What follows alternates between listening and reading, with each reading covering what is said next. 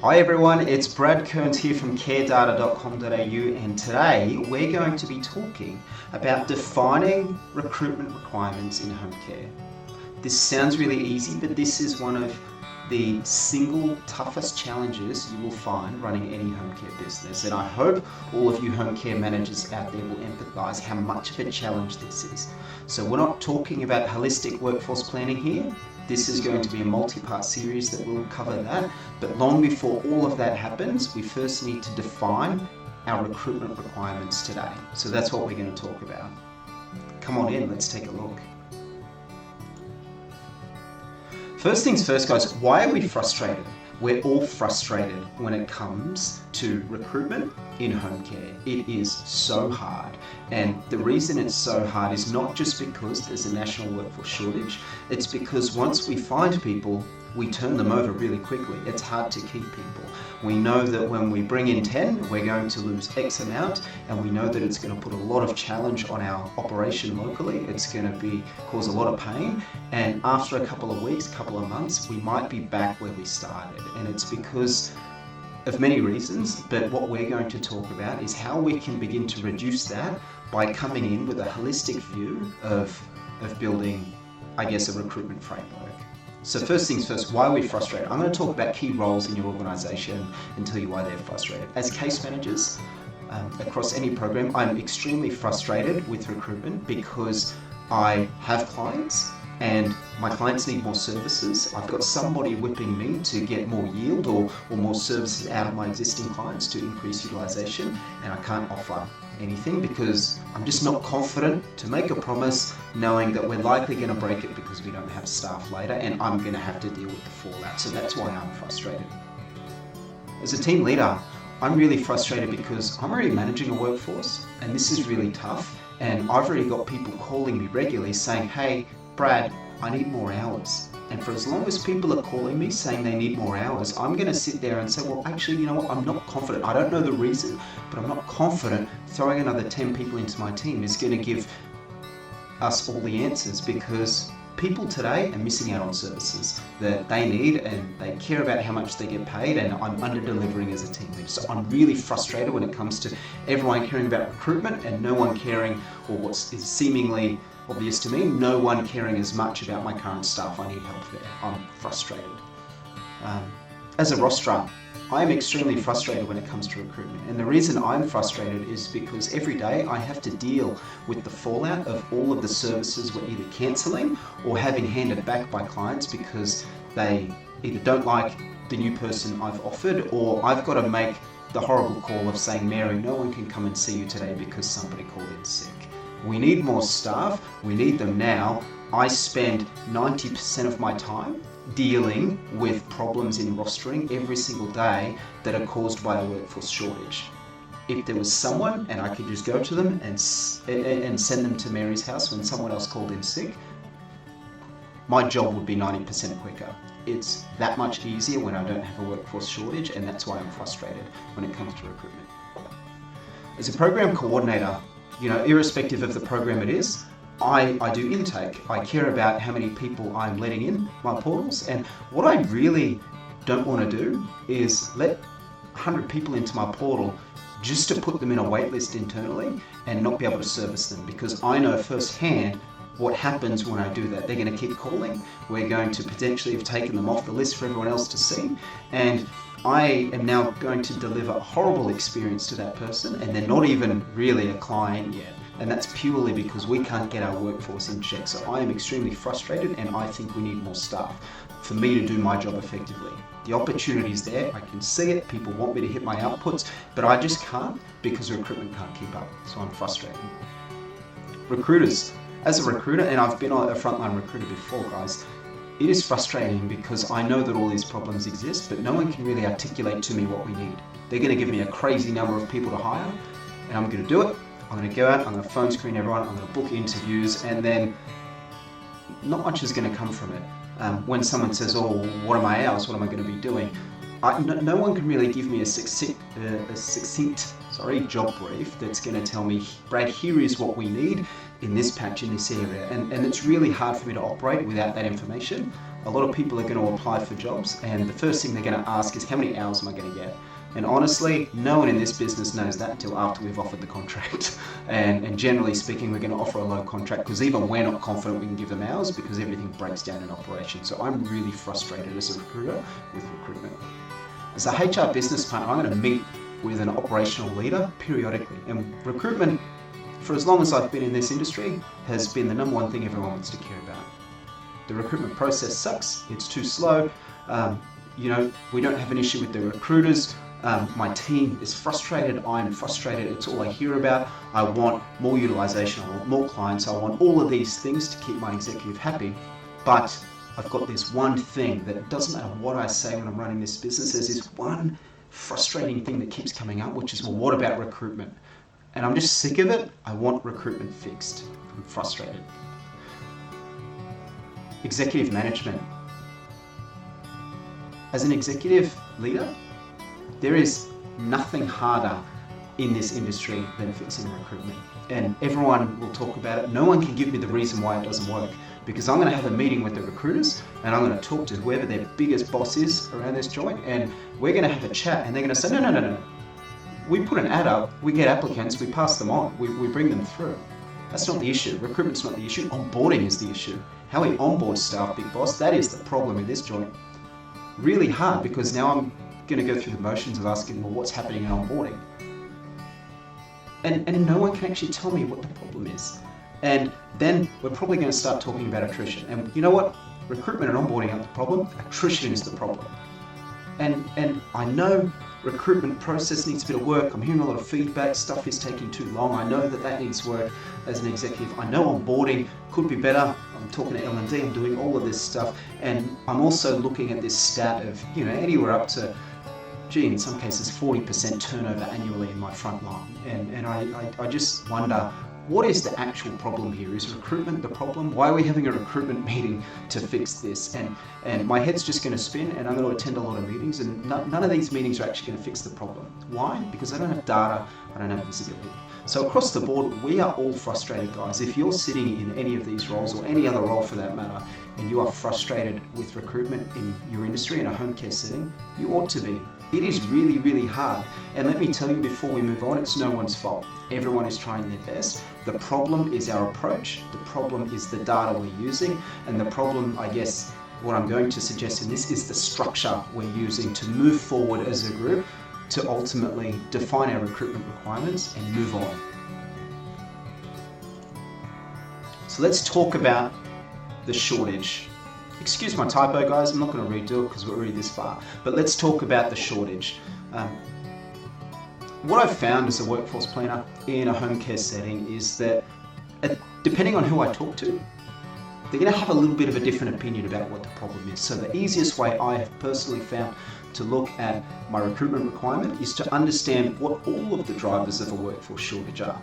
Because if you give one number and you say, look, I need 100 staff, and someone hires 100 people, believe me when I say your operation will not cope with that, because they won't know what they're here for, who the clients are, what the services are, and they're going to go, actually, I've only had 3 people call in sick, boss, don't know what to do about this.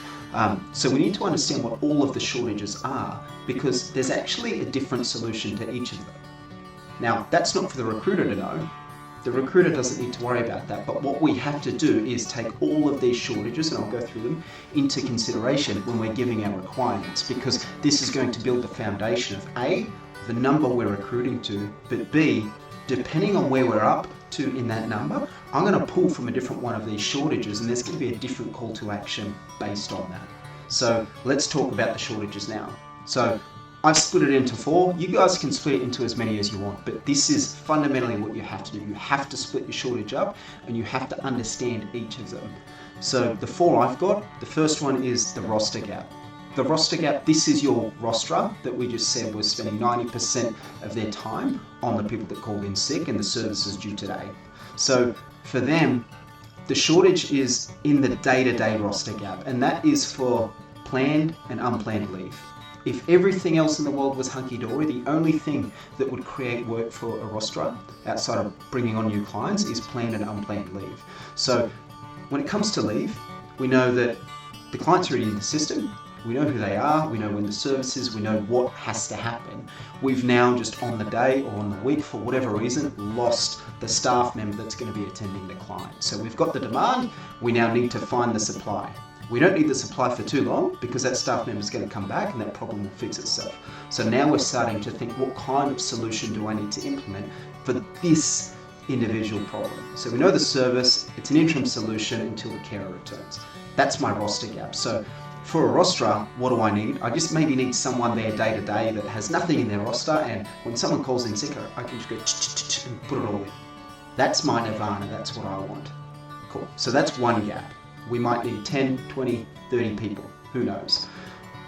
The second is the schedule gap. This is the other stuff that sits in the roster, but we don't have an ongoing carer assigned to it. So it's stuff that it still creeps into the roster day to day, but that's because in our forward roster, some of us call it, or our schedule, we haven't actually assigned who is going to do this regularly. So next week, who's going to do Mary's DA? I can find someone today, but I actually need an ongoing solution for this. So this is our forward roster gap, or our vacant services. So again, we know the service type, we know the client, we know the rough time of when they want it, but because we haven't found the ongoing carer, they're probably going to be a little bit more open to talking about days and times, hopefully. So our job here isn't to find an interim solution for the day or the week. Our job in the service, or the schedule gap, is to find what is our ongoing solution, who is our ongoing carer.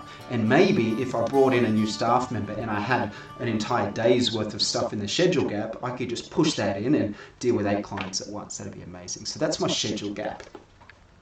The third gap is owned by, the schedule gap is also for bringing in new clients. So if we've got 10 new clients we've onboarded, they're going to move into a place of being in the schedule gap. And until we have more staff, the roster is going to deal with that so as to not give a poor experience after onboarding. So when we bring a client in, they're going to sit in that schedule gap space until we can find their ongoing carers. And it's really important how long they sit there. The next is the yield gap. The yield gap is, generally speaking, going to be owned by either our coordinators or case managers. So the yield gap comes from underutilized packages, or if we have a CHSP cohort that everyone's getting 1 hour a week and we want everyone to get 2 hours a week, because we know it's easier to give an extra hour to 100 people than it is to onboard another 100 people. So this is, I'm calling it the yield gap, but essentially the goal is to get more hours out of our existing clients in however we can to achieve whatever it is we're trying to achieve. This is where it gets really, really tricky. This is where our case managers will start to have real issues when it comes to business performance.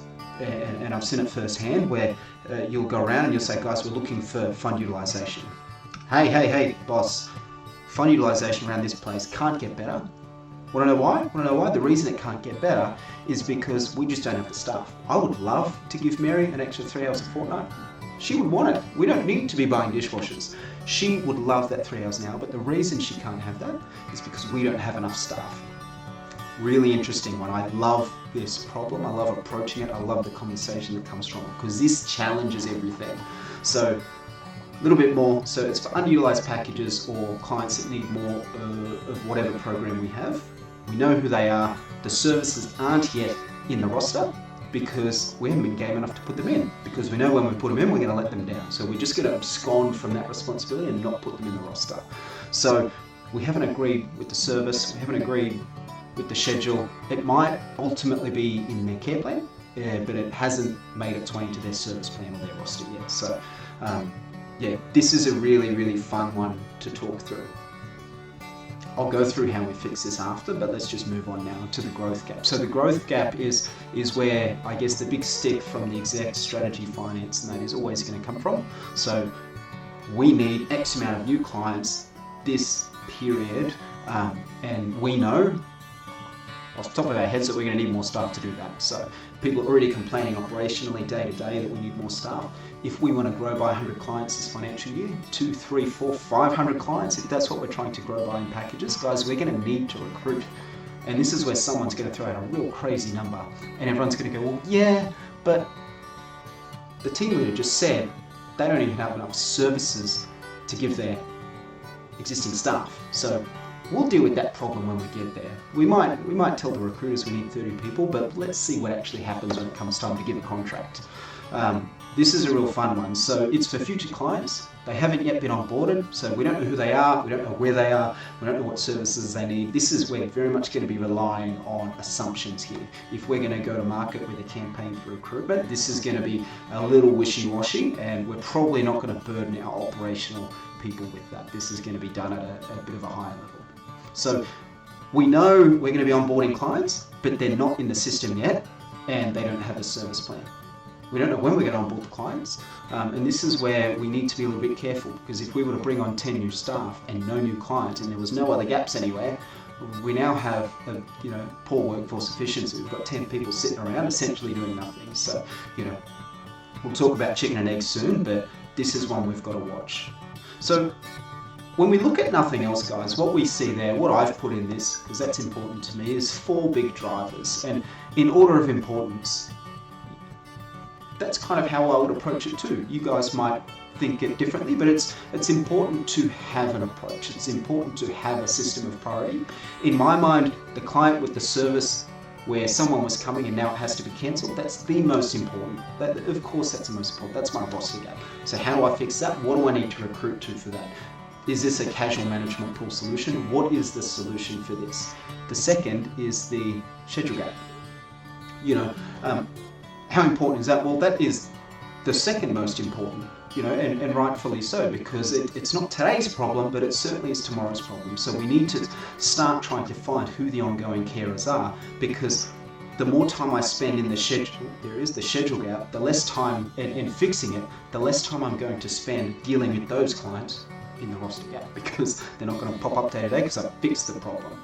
So where do I need to place my effort? We'll talk about that in a different video, but for the sake of recruiting, I need to recruit both. I need to recruit for the schedule gap a staff member who's going to be connected with a client and they're going to move off together and leave my roster alone, hopefully. With the roster gap, I need to bring in a staff member, but I can't assign a client to it, because the minute I've done that, I've lost tomorrow's opportunity to use that staff member. So now we're starting to think of, okay, these might be 2 differently contracted people here to fix these different problems. Maybe we could work something out, and we'll tease that out. So the third one is the yield gap. So if I'm having a conversation with someone, it's a case of, look, I'm going to bring you on. Got an idea of who the clients are going to be. We still need to work with them. We probably need to make a connection. They're existing clients, but what we're looking at is X amount of hours. My case managers are going to deal with it. And this is probably where it starts to get a little bit trickier, but even more important, because remember, with the first 2, I knew who the clients were, I knew what the service was and roughly when it was. That was on my roster as to fix.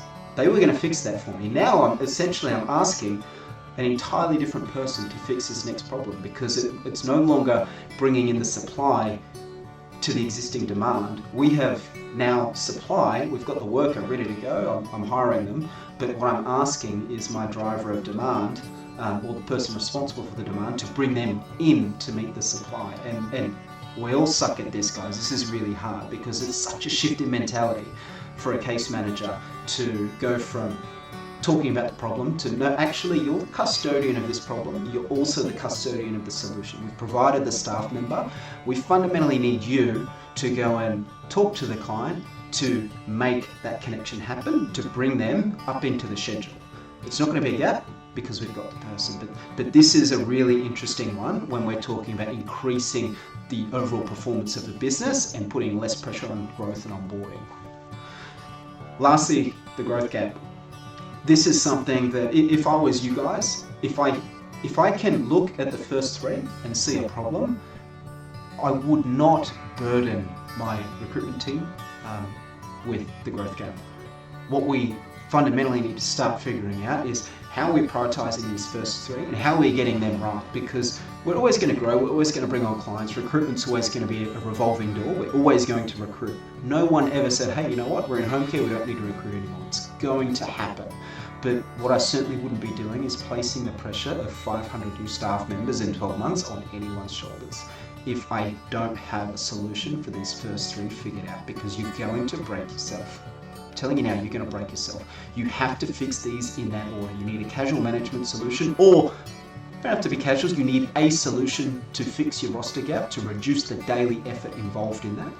You need a fix for the schedule. So how do we have the conversation with someone who we're looking to hire tomorrow to bring into the schedule? How do we use that frustrated team leader, get them across the schedule and get them to work with the people in their team to find an opportunity to take some of that schedule gap using the gap of their existing staff member? And how am I using my case managers / coordinators to fix the problem over in the yield gap?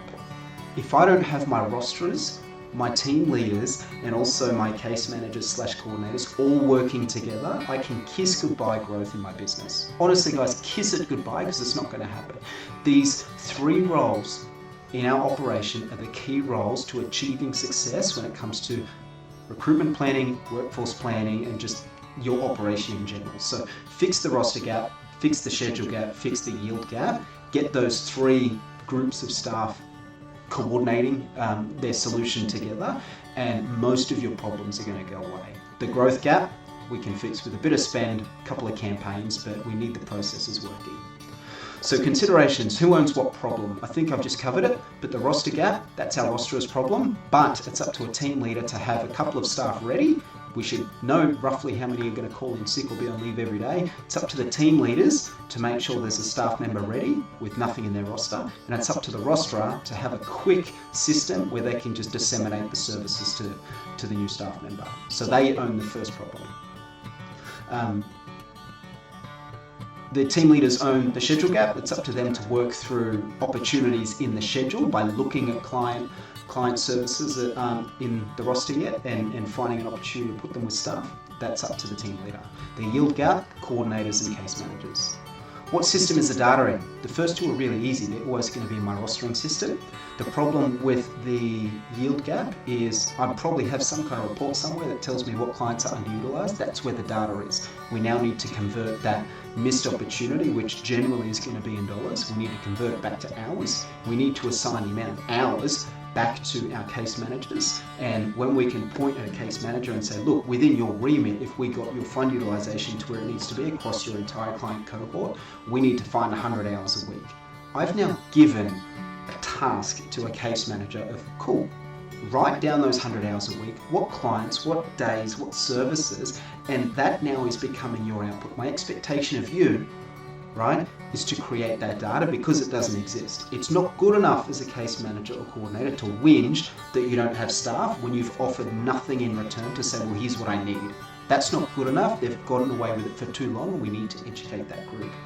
And lastly, the owner of the data for the growth gap, strategy and finance, or potentially a real handy intake worker. So anyone who's great with data will always be able to help you with that. They'll be able to look at overall how many clients do we have, how many do we need, what are the average hours. That's their domain. Give that to someone smart. That can take a bit longer. We've still got to fix the first 3.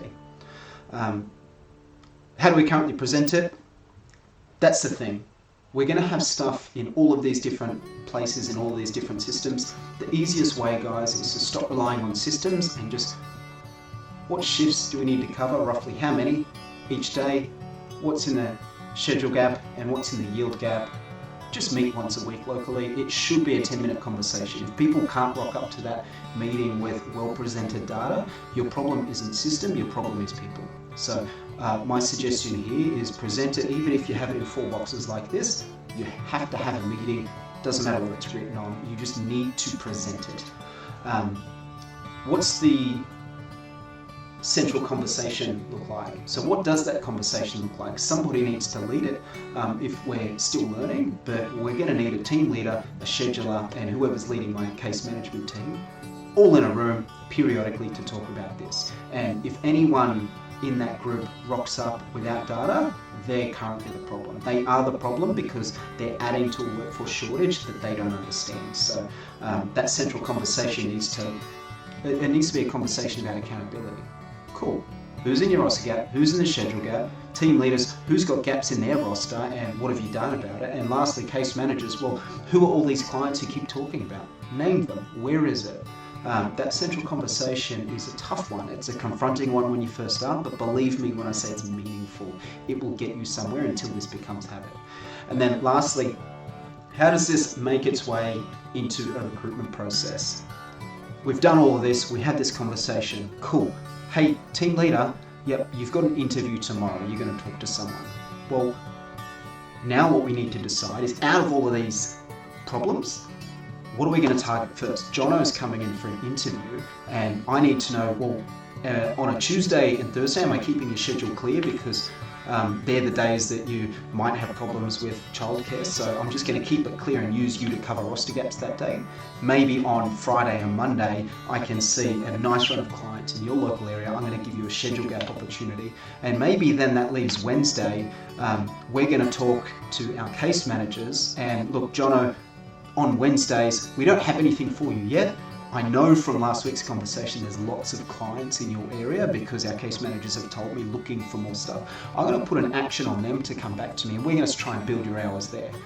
If I can't look at all three of them and come up with something like that, which I can do on the spot if that data's in front of me, if I can't do that, good luck giving a potential new carer worried about hours confidence that I'm going to be able to give them hours. When I can articulate all three of them and what days are going to look like for this new staff member, I can then really start to force this information with a little bit of scripting, a little bit of training, a little bit of confidence. I can start to push this into my conversation around contracting Jono. Because I'm telling you right now, if everyone's whinging about recruitment and you're offering anything less than 30 hours a week,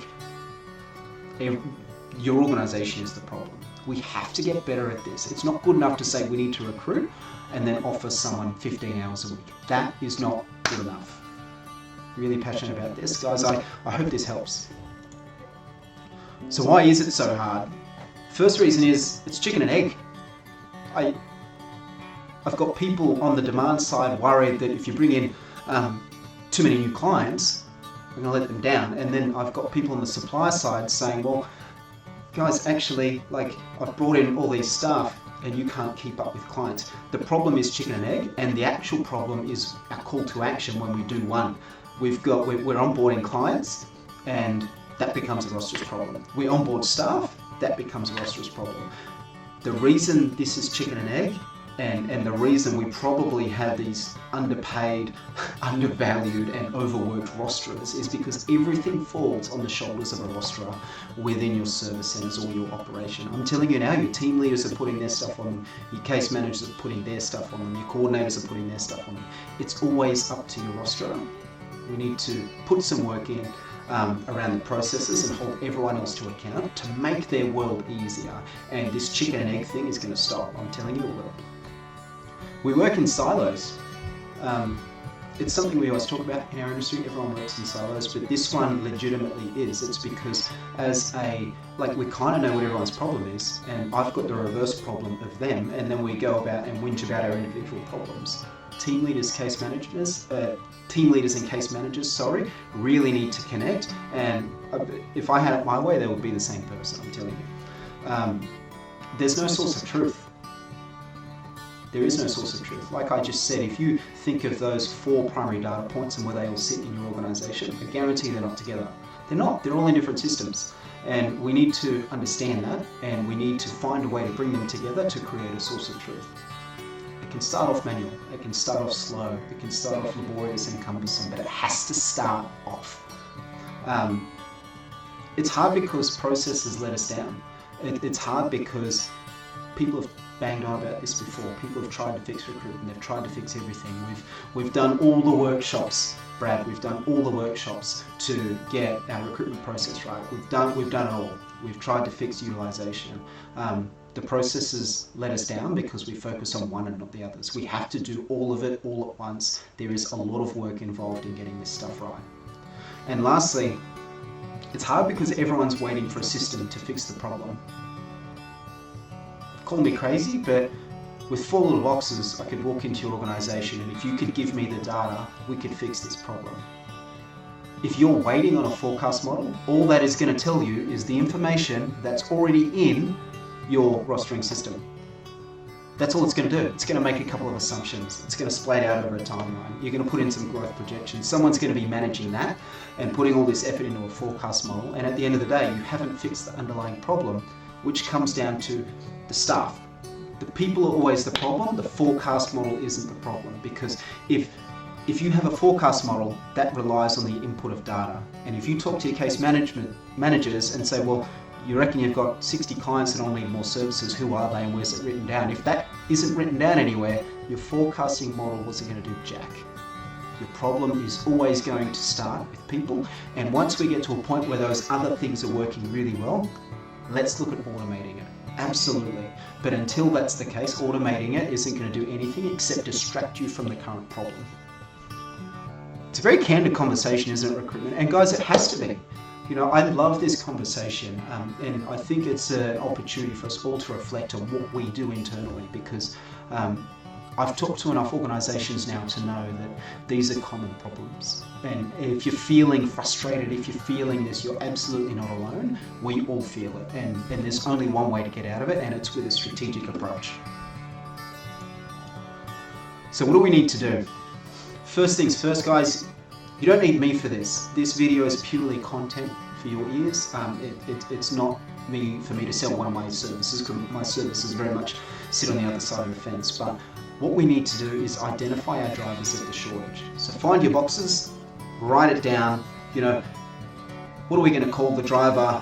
What is the potential solution if I'm contracting someone to that driver? Who owns that driver? What does the data look like? What system is it in?